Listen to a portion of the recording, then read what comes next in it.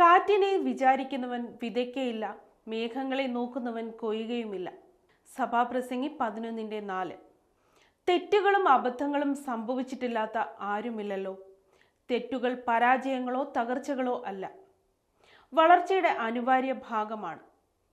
വീഴാതെ വളർന്നിട്ടുള്ള ആരുമില്ല. തെറ്റുകൾ സംഭവിക്കുന്നത് നാം എന്തിനെങ്കിലും പരിശ്രമിക്കുമ്പോഴാണ്.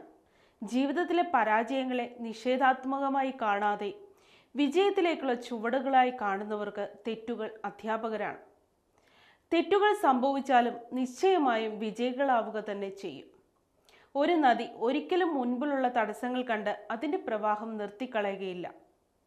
അത് സൗകര്യപ്രദമായ മറ്റു മാർഗങ്ങളിലൂടെ ഒഴുകിക്കൊണ്ടേയിരിക്കും.